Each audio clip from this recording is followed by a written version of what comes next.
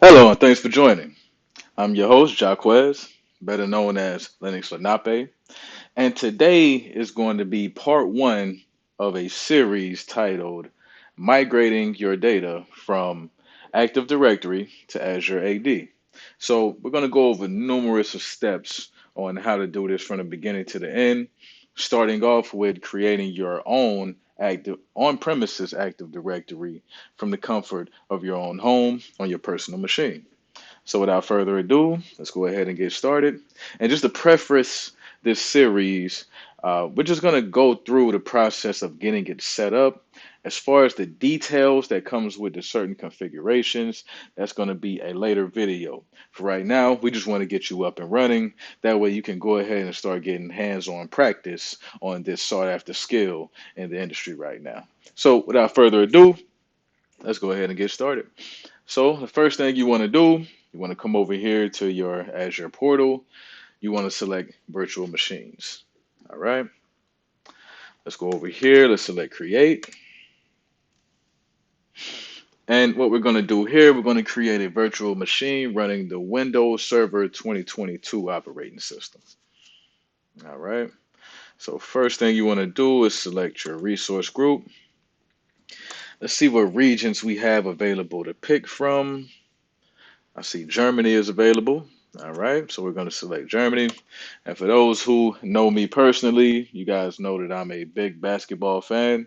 So we're going to name this virtual machine Dirk for Dirk Nowitzki.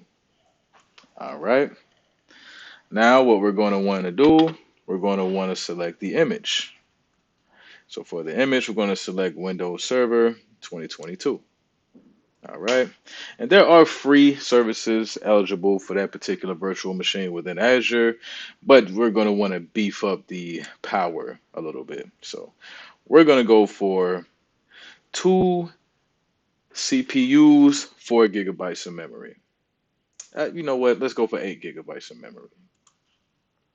All right. Just to give it a bit more power that we can work with. So now what you're going to want to do is set up your username and password.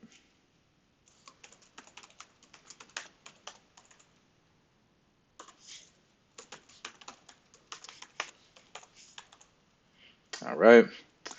For your inbound port rules, we're going to go ahead and select SSH HTTPS port 443, but you want to make sure that RDP port 3389 is enabled no matter what.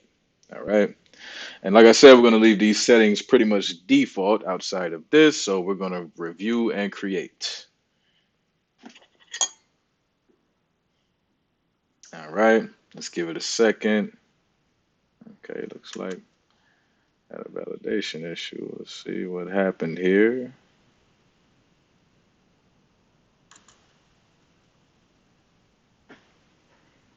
All right.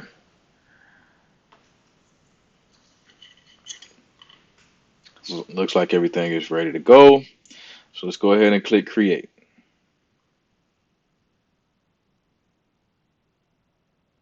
All right. Now it is beginning the deployment process. So this may take a few minutes.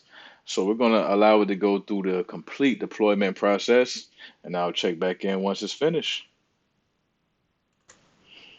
All right. So it looks as if the deployment was complete. So let's go to the resource and see what we have. All right. So we see Dirk located in Germany, Rest Central Zone 1, and we see that it's running. So now what we're going to want to do, since we will be logging into this particular server multiple times, it can get pretty difficult trying to remember the public IP address over and over and over again. That's just inefficient. So we're going to do copy this particular public IP address.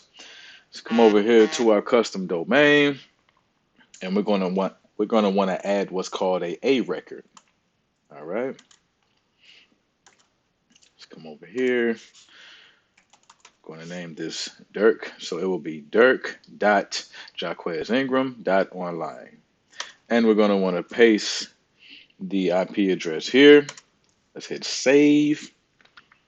It's going to update. So for you to follow up on that, we're going to want to go to NS lookup just to make sure that everything processed the way that it was supposed to. All right. As you can see, we have nothing here on Cloudflare. Let's try Google DNS. And we see the Microsoft symbol, which lets me know that it's associated with Azure. And we see the IP address. Let's check and make sure that's the right IP address. And it is, it matches. So that's perfect. So now when we connect via remote desktop, instead of having to remember the IP address, now we can enter our domain name, which is dirk.jaquezingram.online. All right. So now that everything looks like it's up and running, since this is a window machine, we can go right to remote desktop connection.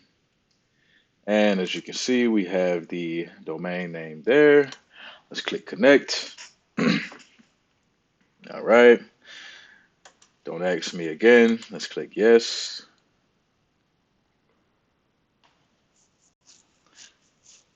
And it looks like we're connecting. So the first time connecting always can take a few minutes. So just bear with it.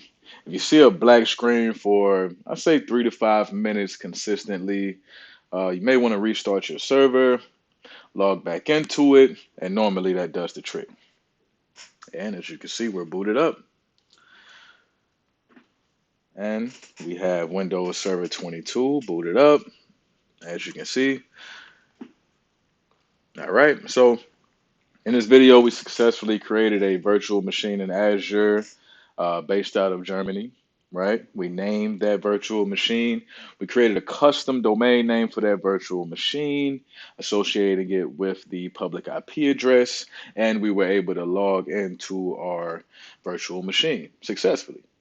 So at the end of this video, you should be able to perform all those steps. In the next video, we're going to configure the necessary steps to create our own Active Directory right here in our Windows Server virtual machine. All right. Once again, thank you guys for tapping in and stay tuned for part 2.